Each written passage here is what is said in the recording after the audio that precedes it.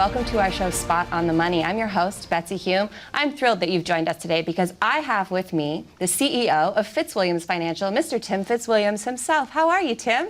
Hi, Betsy. I'm doing wonderful. Thanks for having me. How are you doing? It is my pleasure to have you. I'm doing great. I always get excited when you come. I always make up a whole list of questions that I want to ask you because I know you're a wealth of information. The first thing I want to start on is estate planning. I feel like this is something that people kind of don't want to think about because it has to do with your demise. Sure. And nobody wants to think about those kind of subjects, but they're very important, of course. Absolutely. How does someone know, I'm asking for me myself personally, how would I know if I need a trust or a will or anything at all? What's the difference between those two?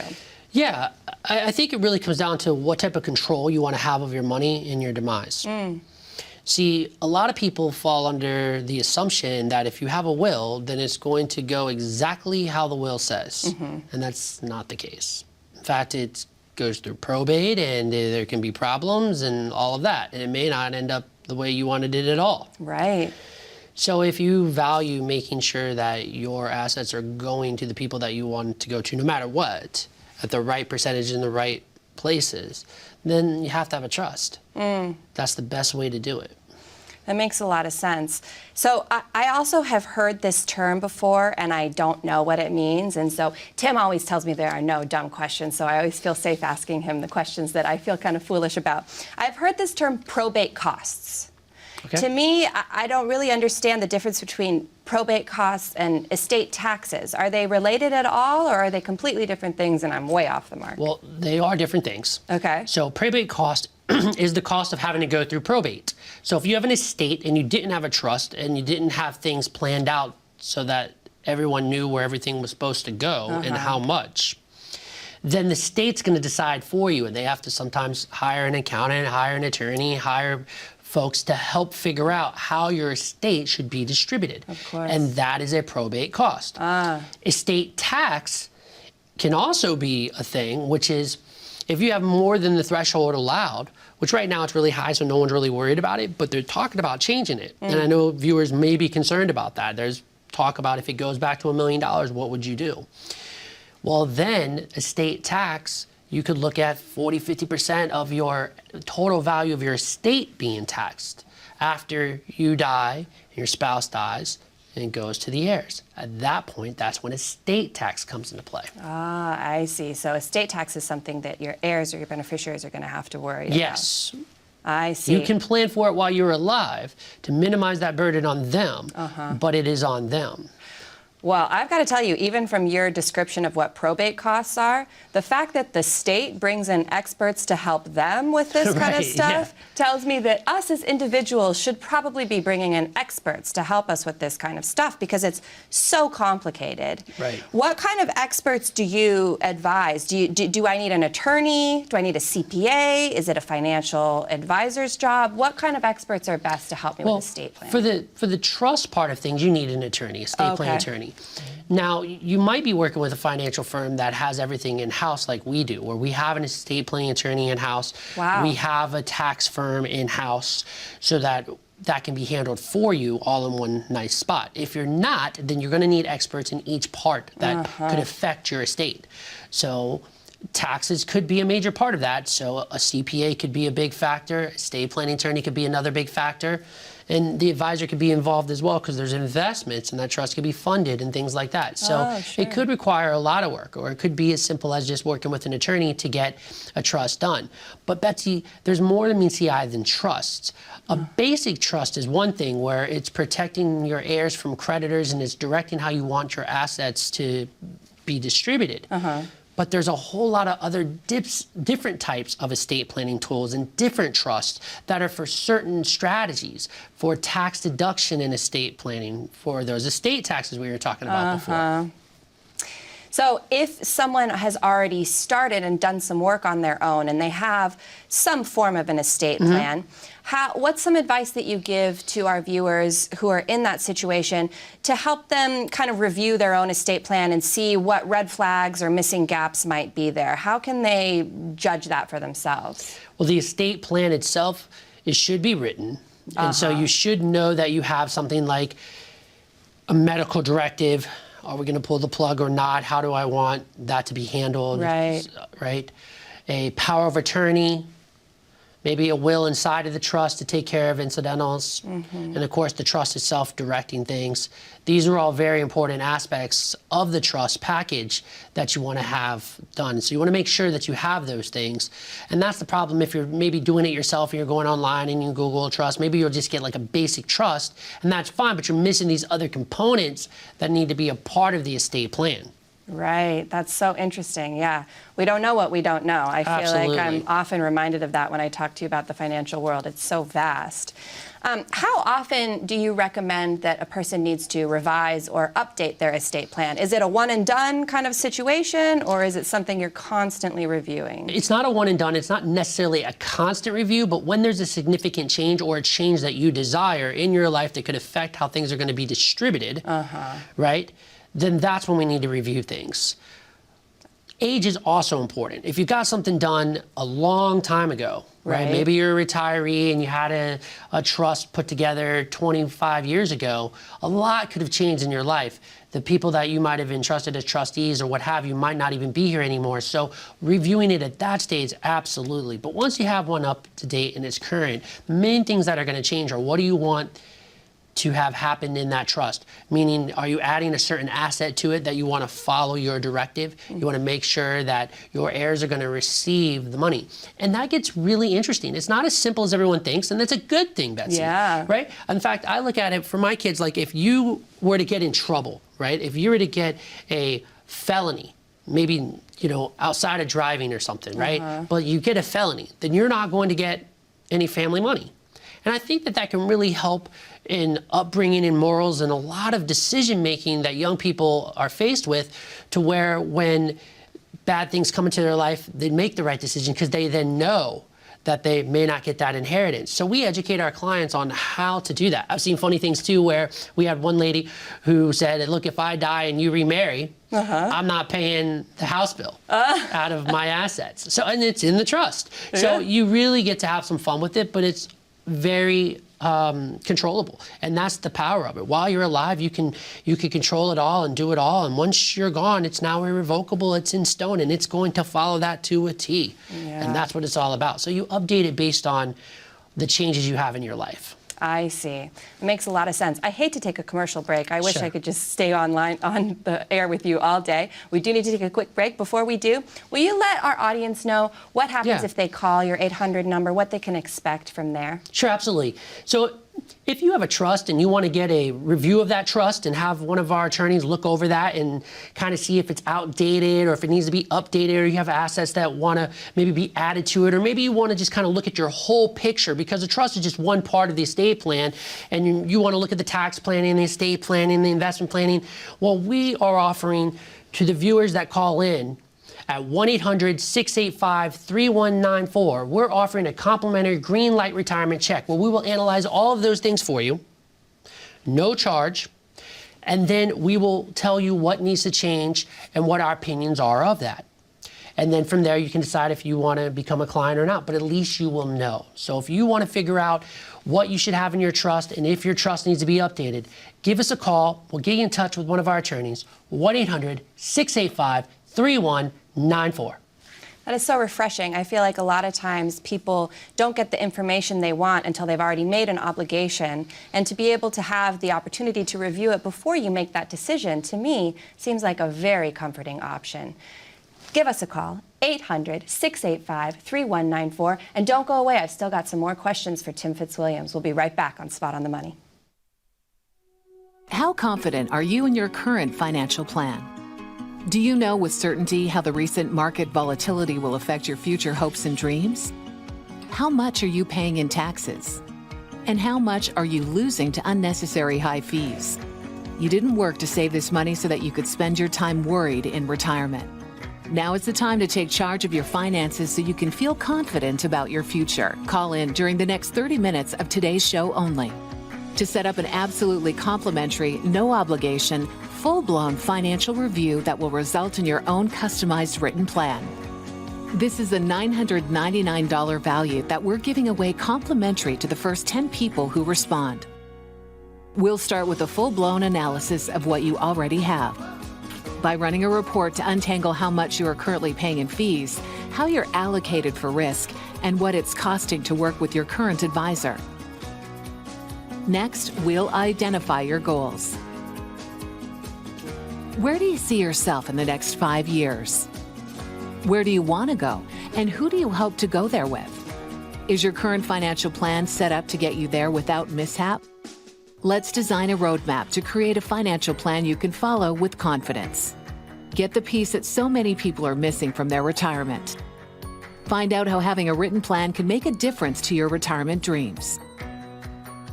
Call now to schedule your complimentary, no-obligation, full-blown financial review today. Hello and welcome back to Spot on the Money. I'm your host, Betsy Hume. I'm so glad you've stuck with us because today we have an incredible guest, the CEO of Fitzwilliams Financial, Mr. Tim Fitzwilliams. How are you, Tim? I'm doing great, Betsy. How are you doing? I'm doing so well. I'm so excited to have you back. You know, we've had you on previous episodes, and like I said, you're always such a wealth of information. We got to talk on one of the previous episodes a lot about real estate, which it sounds like you have a lot of expertise and experience in that realm.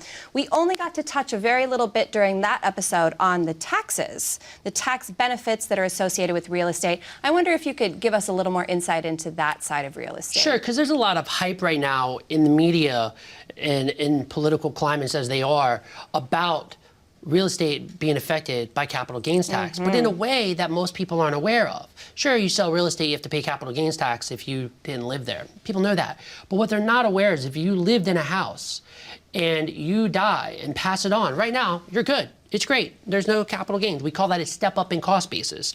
But what people are looking to change and what's proposed is that it will be an asset that's inherited and there will be a capital gains tax associated with it. And I think that's horrible. Oh, wow. So we have a solution for that we've been studying with our attorneys and our accountants and the folks at Fitzwilliams Financial.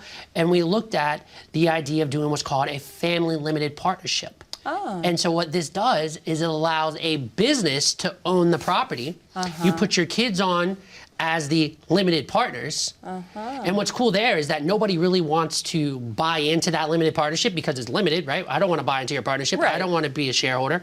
So you get a certain value, but you get a special little difference of value, meaning that you can actually discount some of it in terms of your estate taxes. So that's kind of cool. But at the meat of it is that when you die, there's no change of ownership. The business still owns the property, so there is no capital gains tax because the business didn't sell it. I see. The shares shifted. Oh, So a family limited partnership is a pretty cool tactic that you can utilize to try to avoid this proposed change in capital gains tax when it comes to your personal home. Wow, that is very clever. So you've used this term a couple of times, and again, I feel very safe asking Tim my possibly dumb questions, so here I go.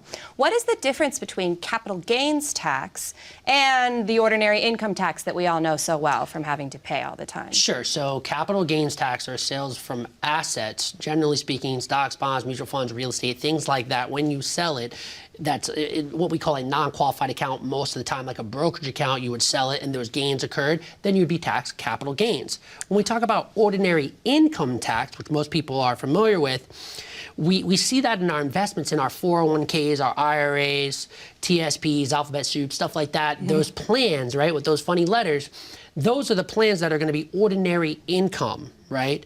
So ordinary income is what people are familiar with their adjusted gross income and their tax rate and their effective tax rate and all that stuff, which, by the way, a lot of people want to get into the details of that, but if it's Fitzwilliams Financial, we have a lot of clients as well that just want us to handle that. So because we have an internal tax firm, we can do tax preparation as well as tax planning for the client if they just don't want to deal with it.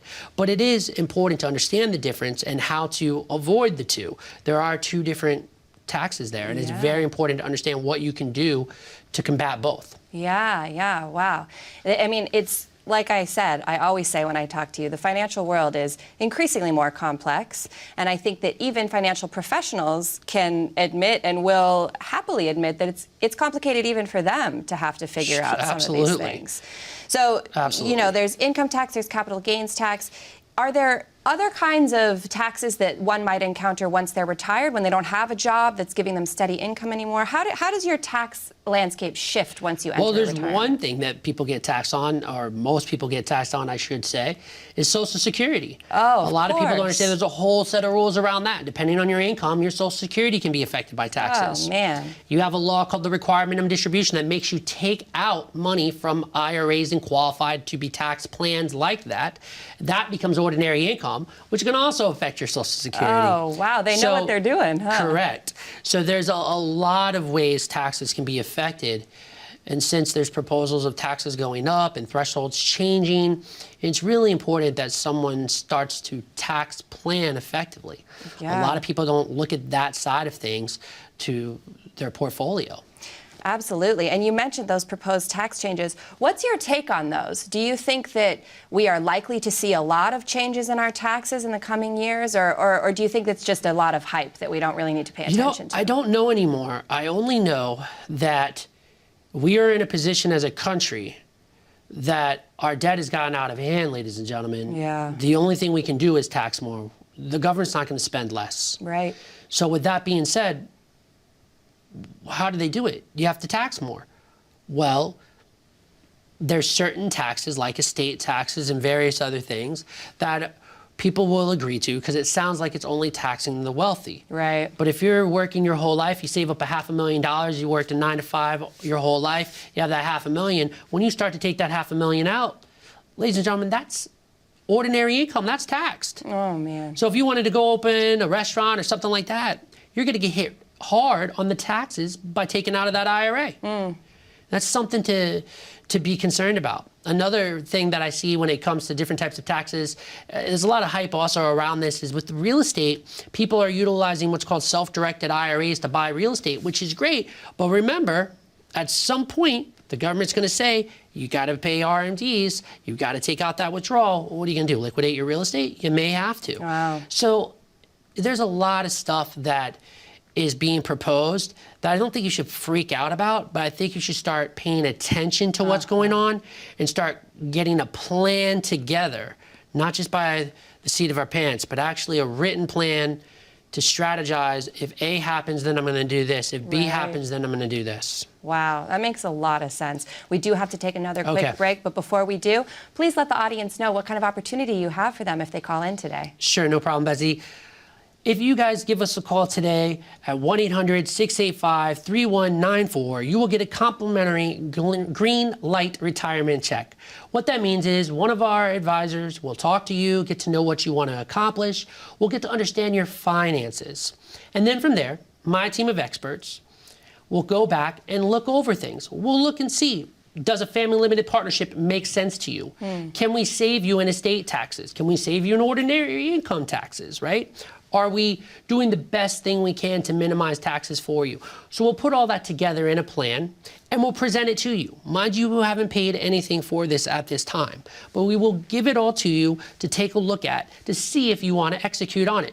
But you will at least know what you have and what you can do with what you have. And we believe that's extremely important for you to be empowered on what options are available to you.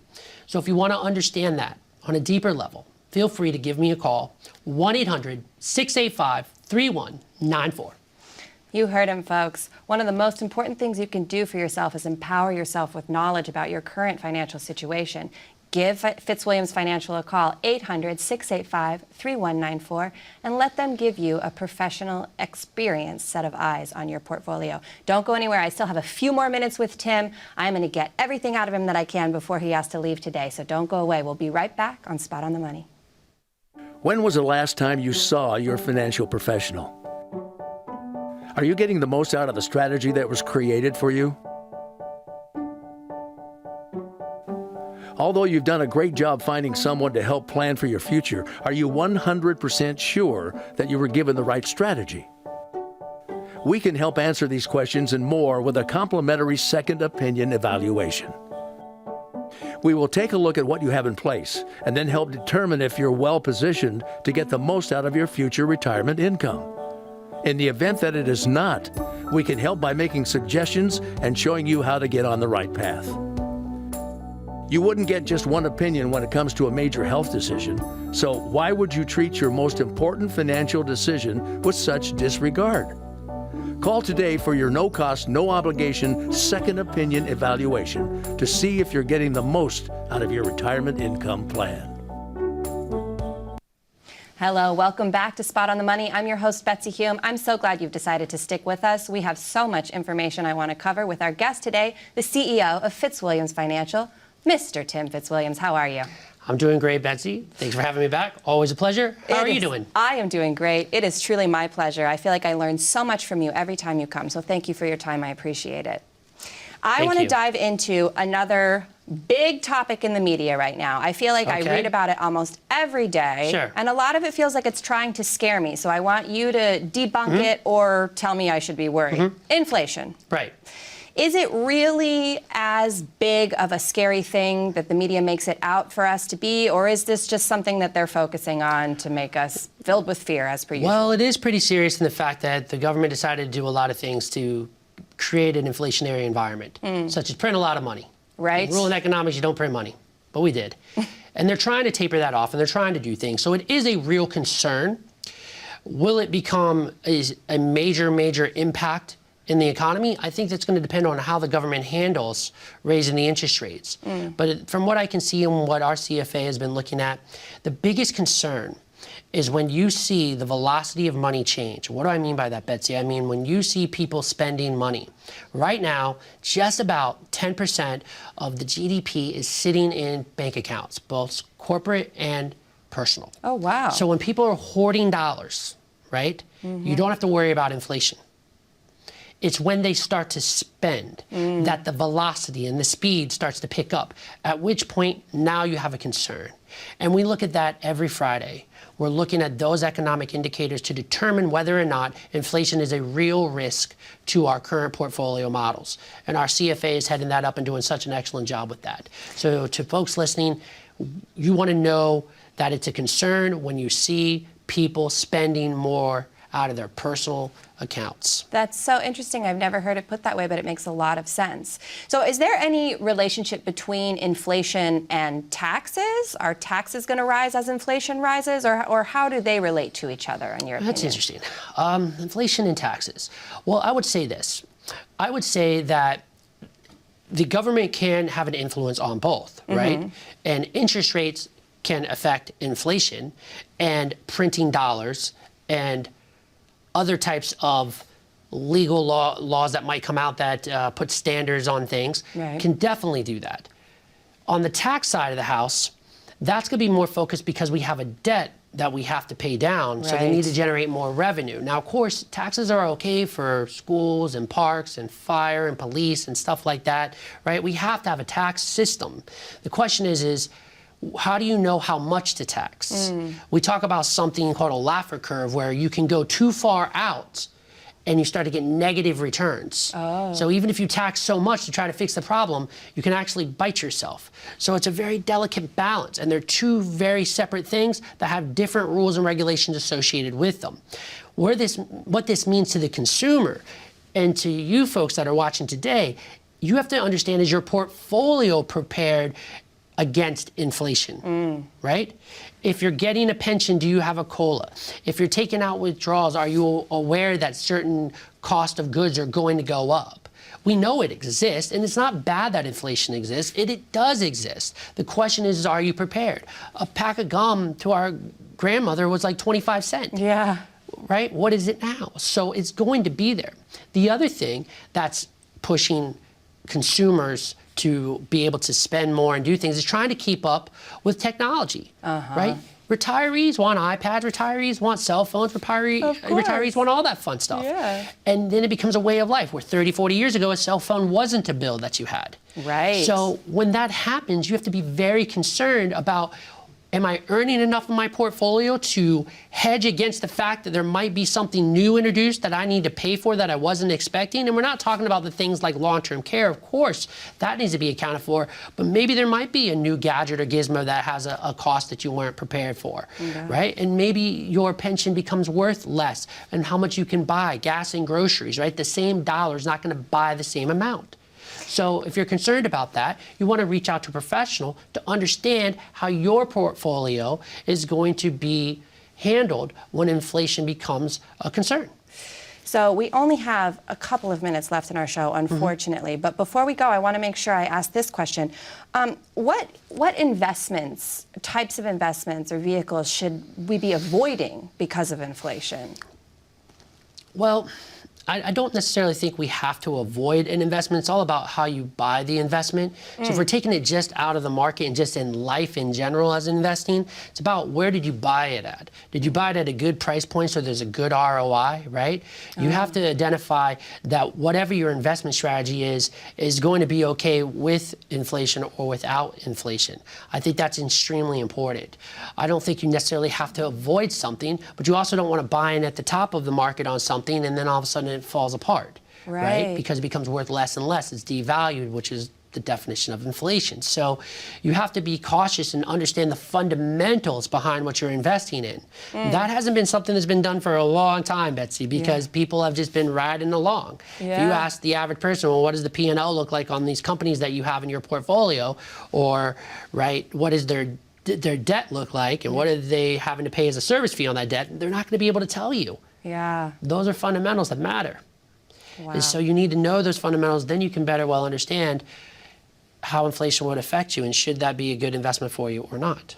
That makes a lot of sense. Unfortunately, we're down to the end of our show. I wish I could keep you forever.